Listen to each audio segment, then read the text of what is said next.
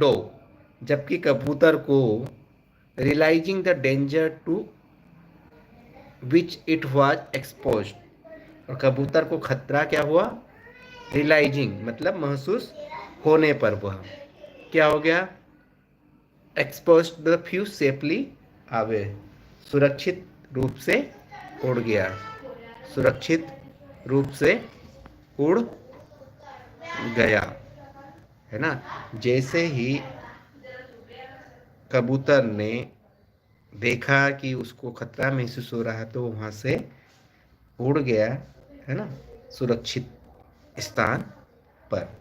तो इस पैसेज में हमने पढ़ा कि एक मधुमक्खी थी, मधुमक्खी ने क्या किया, उस लड़के को देखा कि किसी कबूतर के ऊपर वो अपना निशाना लगाना चाहता है, कबूतर को मारना चाहता है। तो मधुमक्खी ने तुरंत उड़कर लड़के की कलाई पर बैठी, और कलाई पर बैठने के बाद कलाई पर बैठने के बाद उसको डंक मारा, है ना। और डंक मारने के बाद जब उस लड़का दर्द से कर रहा गया और दर्द के मारे वो नाचने लगा। और ऐसी कंडीशन में कबूतर को खतरा महसूस होने लगा। जैसे ही वो चिल्लाया तो कबूतर को भी ऐसा लगा कि कुछ खतरा है, तो वहाँ से सुरक्षित जगह पर उड़ गया है। ठीक है, अब कुछ क्वेश्चन है। हु सेव द बी, पहला क्वेश्चन, मधुमक्खी को किसने बचाया। हु सेव द बी, मधुमक्खी को किसने बनाया। फेल्कॉन मतलब बाज, बॉय मतलब लड़का, एंट मतलब चींटी, और डो मतलब कबूतर। तो किसने बचाया, कबूतर ने। किसने बचाया, कबूतर ने। तो क्या आंसर आ जाएगा, कबूतर। Second, what did the bee fail when it was saved by the dove. What did the bee feel when it was, सबसे पहले when it was, जब कबूतर ने, by the dove, जब कबूतर ने मधुमक्खी को बचाया।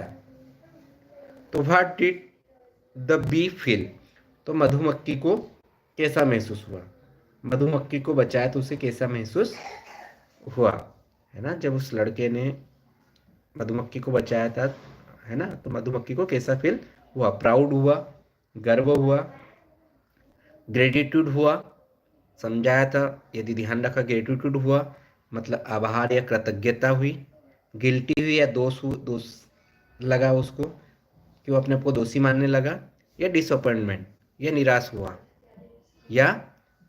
हुआ। तो क्या आएगा, सेकंड वाला ऑप्शन, ग्रेटिट्यूड हुआ मतलब आभार व्यक्त उसने किया, आभार व्यक्त उसने किया। Third question, what dance with the pain, who dance with the pain, दर्द के साथ कौन नाचा, द बॉय लड़का, डव कबूतर, बी मधुमक्खी, या एलिफेंट, कौन नाचा था, कौन नाचा था, द बॉय। क्या आएगा आंसर, द बॉय लड़का। Next question, the meaning of the word tumbling, tumbling मतलब मैंने बताया था गिरना, टम्बलिंग शब्द का अर्थ क्या है, फेलिंग मतलब गिरना, नेबरिंग मतलब पड़ोसी, स्विमिंग मतलब तैरना, और क्राइंग मतलब रोना। तो कौन सा ऑप्शन आएगा, फर्स्ट फेलिंग। और देन लास्ट है, the bee want to be tank, मधुमक्खी टैंक में क्यों गई थी, मधुमक्खी टैंक में क्यों गई थी और कैसे गई।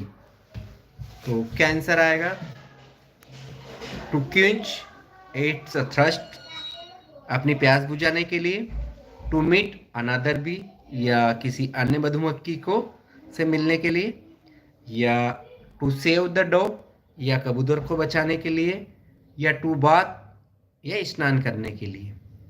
क्या आंसर आएगा, टू क्विंच इट्स थ्रस्ट, अपनी प्यास बुझाने के लिए, अपनी प्यास बुझाने के लिए। ये दोनों पैराग्राफ मैंने समझा दिए। बाकी क्लास हो सकता है कि आपके 9:30 के बाद मैं लेने की कोशिश करूँ यदि टाइम रहा।